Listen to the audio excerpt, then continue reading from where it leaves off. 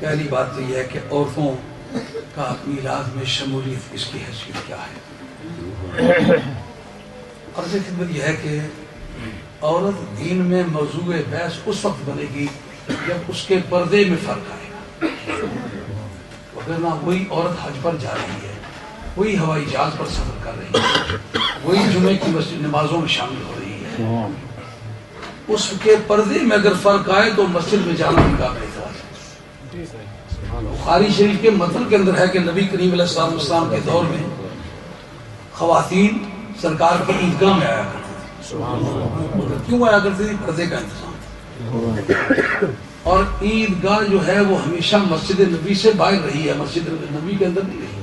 آج بھی سنت طریقہ یہ ہے کہ اگر عید پڑھنی ہے، آپ کے پاس مسجد سے باہر کوئی جگہ آسانی سے میسر ہے تو آپ وہاں جا کے پڑھا کریں، اور وہ آبادی سے باہر ہونی چاہیے تاکہ باہر نکلیں، دنیا دیکھے کہ زیادہ پیمانے پر مسلمان وہاں اکٹھے ہوئے ہیں تو لوگوں پر اثر پڑے.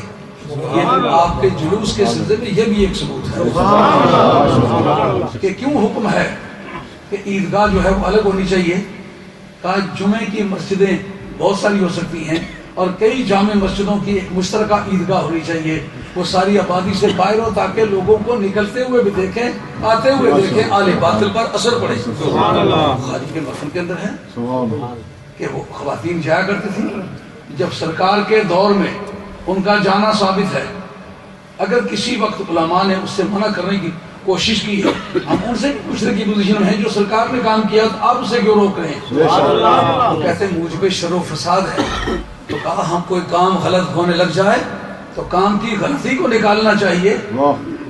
جو کام سرکار کے وقت کیا گیا ہے وہ کام جائز تھا، جائز کام کو بند نہیں کرنا چاہیے. اگر کوئی کہے ڈھول بجاؤ تو میں نماز پڑھوں گا، ہارمونیم بجاؤ تو میں قرات پڑھوں گا، تو آپ نے ڈھول اور ہارمونیم کو بند کرنا ہے یا نماز اور قرات کو بند کرنا ہے؟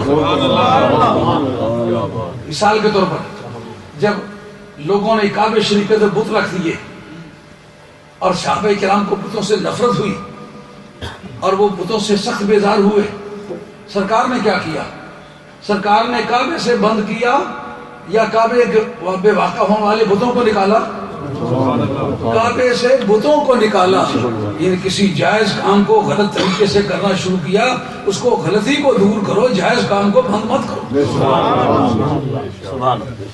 جو صفا مروہ ہے کہ لیسا علیکم جناح، اس پر تم پہ کوئی گناہ نہیں کہ جو آدمی حج کی نیت کرے یا عمرہ کرے ان یطوف بہما، کہ صفا مروہ دونوں کو طواف کر لے. یہ لا جناحہ کا لفظ کیوں استعمال کیا حالانکہ واجب ایسا ہی؟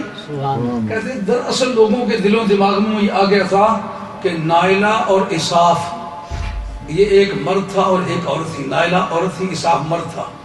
انہوں نے بدکاری کے لیے ایک جگہ تلاش کرنا چاہیے، تو جگہ کے تلاش کے سلسلے میں دیکھا کہ کعبے کا اندرونی حصہ جو ہے اتنا محفوظ ہے، اندر کوئی نہیں آتا. اگر بدکاری کی جائے تو اس کے لیے یہ فٹسٹ جگہ ہے. تو انہیں یہ پتہ نہیں تھا کہ مقامات مقدسہ پر اگر گناہ کیا جائے تو گناہ کی سیویرٹی بڑھ جاتی ہے، اس کی شدت اور سختی بڑھ جاتی ہے. جب جرم کی شدت بڑھ جائے تو سزا کی شدت بڑھ جاتی ہے. ان کو فسلائز کر دیا گیا تھا، پتھروں میں تبدیل کر دیا گیا تھا. تو وہ ایک پتھر کا ڈھانچہ صفا پر رکھ دیا گیا تھا اور ایک مروہ پر رکھ دیا گیا تھا. اب جب وہاں طواف کرنے لگے سرکار کے صحابہ نے گھمایا، دیکھیے عرض کی یا رسول اللہ یہاں تو بت پرستی ہوتی رہی ہے صفا مروہ پر. کہا اگر کسی اچھی جگہ کوئی برا کام ہونے کی وجہ سے اچھی جگہ بری ہو جائے تو پھر کعبے کو برا ہونا چاہیے تھا. کعبہ بت پرستی کے باوجود بھی برا نہیں ہوا، اس کا مطلب صفا مروہ بھی اچھی جگہ ہیں. برا کام کرنے کی وجہ سے یہ بری نہیں ہوئی، برائی کو کعبے سے بھی نکالا ہے، اس جگہ سے بھی نکالا ہے.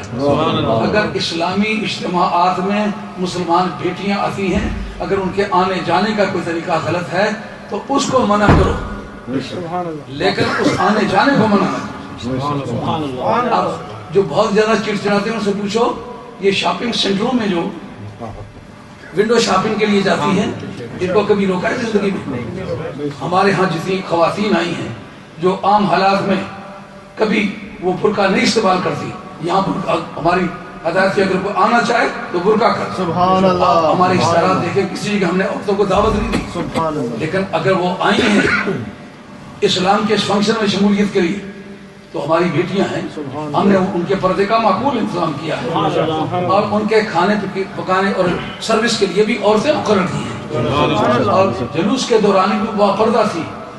اب رہ جاتی سڑکوں میں چلنا منع ہے, یہ کس کتاب نے لکھا ہے؟ اور وہ عورتوں 2 4 10 عورتیں نہیں, اکابر اہل سنت کے اندر یہ مسئلہ موجود ہے کہ اگر عورتوں کا گروپ بن جائے تو بغیر محرم کے وہ سفر کر سکتی ہے. اس وقت جو آپ کا عمل ہو رہا ہے اسی پر ہو رہا ہے, اگرچہ یہ مذہب شافعی ہے لیکن کیا طریقہ ہے, یہ مسئلہ مجتہد فی ہے, مختلف فی نہیں. یہ بھی علماء کی جانب سے توجہ, یہ فرق کرنا بھی آسان کام نہیں ہے. ایک ہوتا ہے مسئلہ مختلف فی, ایک ہوتا ہے مجتہد فی. مختلف فی میں اور مجتہد فی میں کیا فرق ہے؟ یہ تقریر کی زبان نہیں ہے, یہ ہماری جوڈیشری کی زبان ہے, نظام ادب کی زبان ہے. آپ خیال کریں گے یہ بات سننے سے تعلق رکھتی ہے. سبحان مختلف ہو, حدیث کا مستدل ایک ہو, دلیل ایک ہو, میں اس کا اور مطلب لیتا ہوں, آپ اس کا اور مطلب لیتے ہیں. جیسا ثلاثہ قروء میں بحث ہے نا کہ اس سے پاکیزگی مراد ہے یا اس سے منسز مراد ہے, یہ مسئلہ مختلف فی ہے. ایک کے نزدیک اس کے معنی اور ہیں, دوسرے کے نزدیک اس کے معنی اور ہیں. دونوں کے معنی مختلف ہونے کی وجہ سے مختلف نتیجے برآمد ہوتے ہیں. یعنی طلاق کا اثر پڑتا ہے, نکاح کا اثر پڑتا ہے, عدت کا اثر پڑتا ہے. اس وجہ سے کہ اگر اس کے معنی مینسز کے ہوں تو پھر مدت اور بنتی ہے, اگر اس کے معنی ہوں تو حالت کے تو اس کے معنی اور بنتے ہیں. اس مسئلے کا نام ہے مختلف فی. بات ایک ہے, ثبوت ایک ہے, اس سے ایک اور معنی لیتا ہے, دوسرا اور معنی لیتا ہے.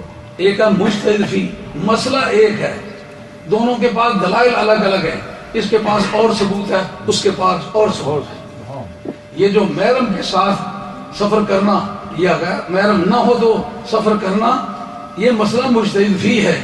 مجتہد فی میں بات یاد رہے گی, خدا کے لیے بات کو یاد بھی رکھا, کتنی محنت سے یہ بات آپ کو سمجھائی ہے. امام ابو حنیفہ کہتے ہیں محرم کے ساتھ سفر کرنا یا خامد کے ساتھ سفر کرنا, اس کا جواز تو دلائل شریعت ثابت ہے, لیکن محرم کے بغیر یا خامد کے بغیر عورتوں کے گروپ میں سفر کرنا میرے نزدیک اس کی سند جو ہے وہ پکی نہیں ہے.